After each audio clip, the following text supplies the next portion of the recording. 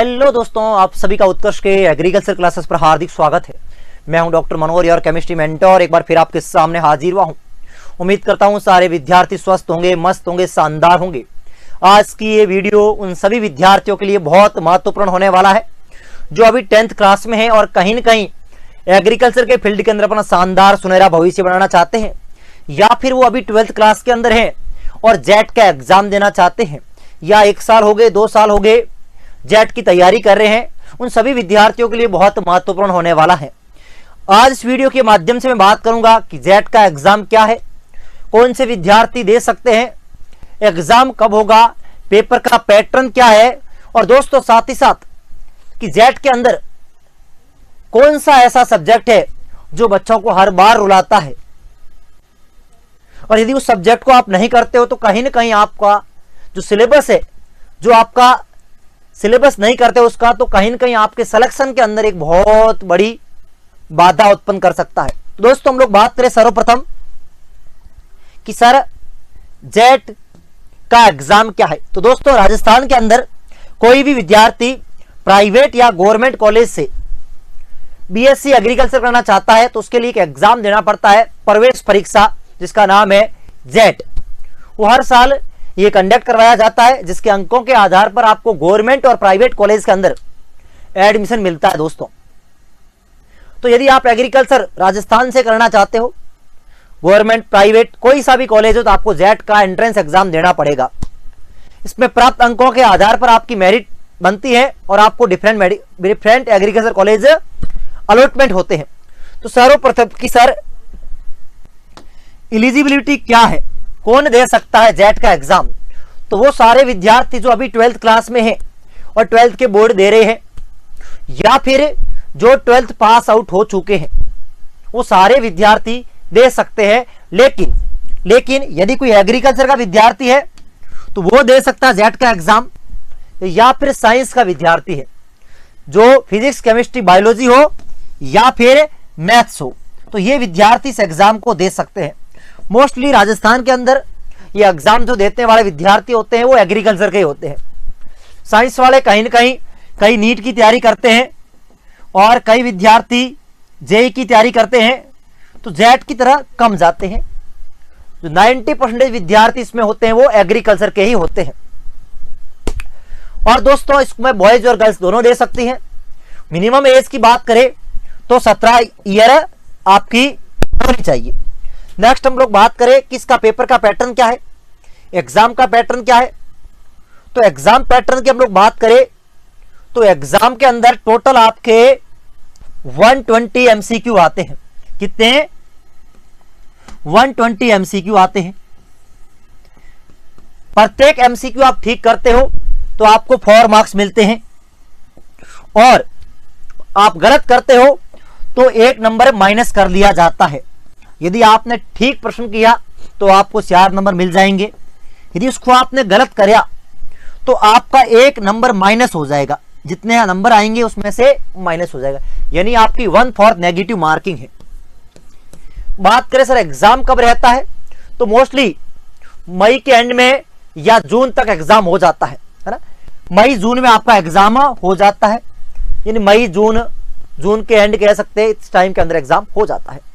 तो ये एग्जाम का एक मोटा मोटी अपन कह सकते हैं कि इस प्रकार से एग्जाम कंडक्ट होता है। अब सर सिलेबस क्या है, पेपर का पैटर्न। अच्छा, पेपर अपना ओएमआर बेस पे होता है, यानी आपको ऑफलाइन मोड में होता है, और ओएमआर ऐसी सीट मिलती है जिसके अंदर आपको गोले भरने रहते हैं। ऑफलाइन एग्जाम होता है, सीबीटी बेस एग्जाम नहीं होता। अब सर पेपर का पैटर्न क्या है। अच्छा, आपका प्रत्येक प्रश्न टोटल एमसीक्यू कितने हैं? 120। एक प्रश्न का आपको 4 नंबर मिलते हैं, तो कुल आपका जो पेपर रहता है वो कितने का रहता है? 480 का। 480 का। सर 480 में कितने नंबर लाने पे सिलेक्शन हो जाएगा, बात करूंगा मैं।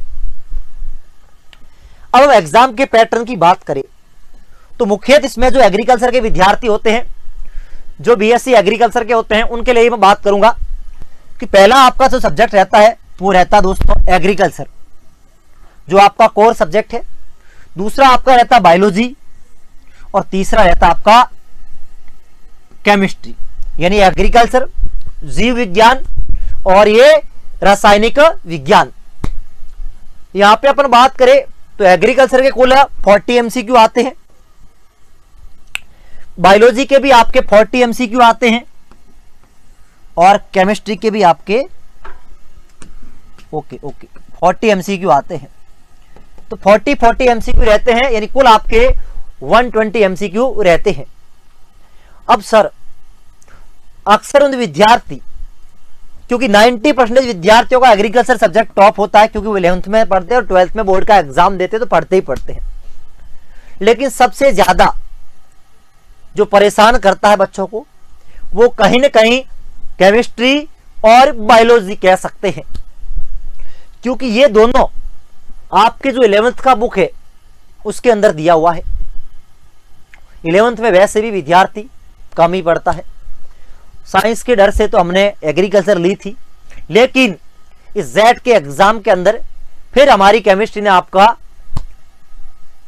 जो बेड़ा है उसको, तो आप बात करें अपन केमिस्ट्री की और बायोलॉजी की, तो बायोलॉजी फिर भी विद्यार्थी कर लेता। बायोलॉजी भी 2 भागों में डिवाइड है, एक प्योर बायोलॉजी जो साइंस का विद्यार्थी पढ़ता है, इसके 30 एमसीक्यू आते हैं, और 10 एमसीक्यू एग्रीकल्चर बायोलॉजी के आते हैं जो आप 12th के अंदर पढ़ते हो, जो आप 12th में पढ़ते हो।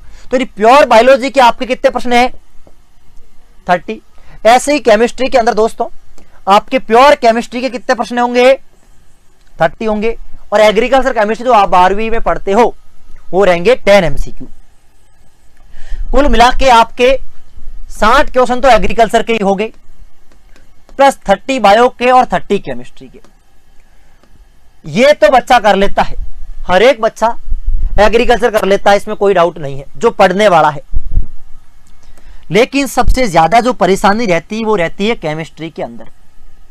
बायो फिर भी थ्योरेटिकल है, तो विद्यार्थी फिर भी मेहनत करता, थोड़ी बहुत हो जाता है, लेकिन सबसे ज्यादा जो विद्यार्थियों को एग्रीकल्चर के बच्चों को रुलाता है वो है केमिस्ट्री। दोस्तों इस बार टॉपर की अपन बात करें तो टॉपर भी केमिस्ट्री में कोई अच्छा परफॉर्म नहीं कर पाया। तो यदि आप जेट के अंदर अपनी शानदार रैंक लाना चाहते हो तो केमिस्ट्री से मोहब्बत करनी पड़ेगी। और दोस्तों ये जेट तो आपका अभी है ना एक प्रवेश परीक्षा है, एग्रीकल्चर के फील्ड में जाने का आपका पहला गेट है जिसको आपको ओपन करना पड़ेगा।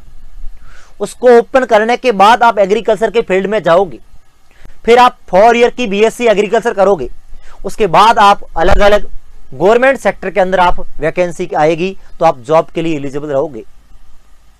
ये जेट का तो आपका एक दरवाजा है जो खोलना पड़ेगा बीएससी एग्रीकल्चर करने के लिए। अक्सर विद्यार्थी केमिस्ट्री में परेशान रहते हैं दोस्तों, क्योंकि दोस्तों केमिस्ट्री एक ऐसा सब्जेक्ट है जो विद्यार्थी साइंस का है उसके लिए बायोलॉजी, फिजिक्स और केमिस्ट्री दोनों रहता है, तो उसका फिजिक्स कहीं ना कहीं थोड़ा आ जाता है तो मुश्किल रहता है, केमिस्ट्री उसके लिए आसान रहता है।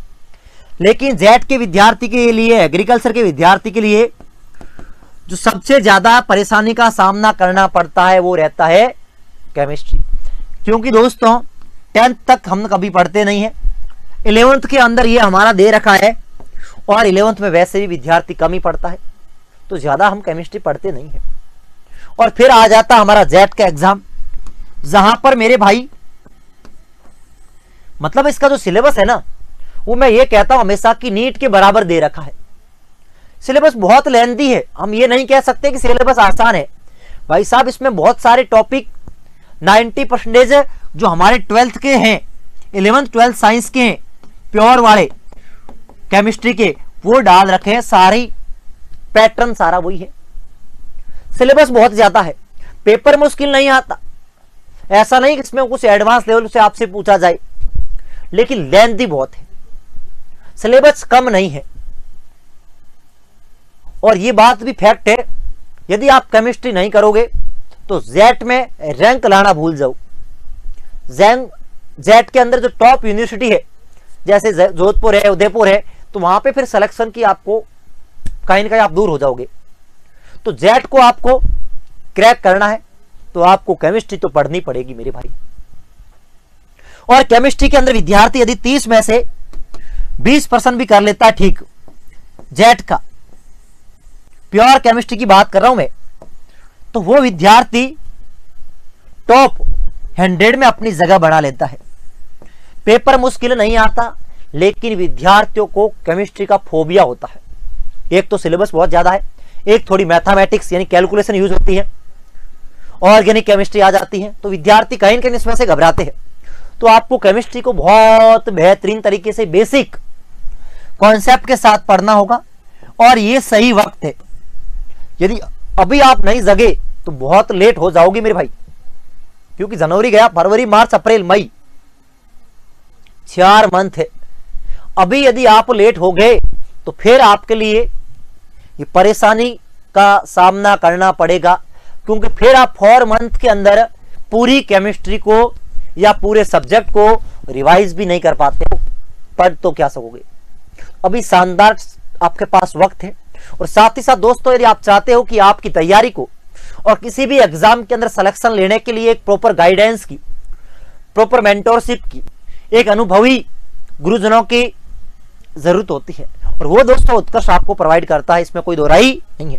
तो आप सभी विद्यार्थियों के लिए एक शानदार सुनहरा मौका है कि उत्कर्ष तिरंगा महोत्सव 77वें गणतंत्र दिवस पर पाए एग्रीकल्चर ऐप के सभी ऑनलाइन कोर्सेज पर अप टू 77% का ऑफ। इतना ही नहीं दोस्तों, इतना ही नहीं, 2026 के अंदर होने वाले सभी एंट्रेंस एग्जाम के लिए दोस्तों आपको मिलेगा एक्स्ट्रा 20% का ऑफ, जिसके लिए आपके कूपन कोड अप्लाई करना होगा UC20। और दोस्तों, यदि आपको मौजूदा कोर्स की वैधता बढ़ाना चाहते हो तो उसके आपको मिलेगा 26% का एक्स्ट्रा ऑफ। मगर ध्यान रखिए, ऑफर की अंतिम तिथि रहने वाली है 28 जैन। और साथ ही साथ दोस्तों, ये हमारे एग्रीकल्चर सुपरवाइजर का बैच उपलब्ध है, जिनका सपना है साकार, सपना आपका एग्रीकल्चर सुपरवाइजर बनने का, तो 90 डे पावर बैच उपलब्ध है। New MCQ batch live from studio रहने वाला है, और टारगेट बैच जयपुर क्लासरूम से, और एग्रीकल्चर सुपरवाइजर 4.0 बैच। नेक्स्ट दोस्तों, आपको यदि फर्स्ट ग्रेड एग्रीकल्चर है ना, तो एग्रीकल्चर पेपर फर्स्ट और second GK combo, agriculture paper second live from studio, और RPSC वेटनरी ऑफिसर VO का, और ये दोस्तों वेटनरी ऑफिसर क्रैश कोर्स भी आपके पास उपलब्ध है। ये दोस्तों आपके लिए, जिसका आपको बेसब्री से इंतजार था, जेट फाउंडेशन बैच, जिसके माध्यम से आप अपनी तैयारी को एक मजबूत दिशा दे सकते हो, नई धार दे सकते हो। और ये अभी न्यू लेटेस्ट बैच हमारे विशेष करके एग्रीकल्चर के योद्धाओं के लिए jet new 180 days target batch है, जो कि लाइव फ्रॉम स्टूडियो रहने वाला है, जिसके माध्यम से आपको अनुभवी टीम के द्वारा एक शानदार बेहतरीन तैयारी करवाई जाएगी। और ये RPVT फाउंडेशन बैच, जो कि विद्यार्थी वेटनरी के फील्ड के अंदर शानदार सुनहरा भविष्य बनाना चाह रहे उनके लिए। मगर ध्यान रखें, नेक्स्ट दोस्तों jet foundation batch 11th + 12th combo batch, और यह है दोस्तों आपके लिए क्या,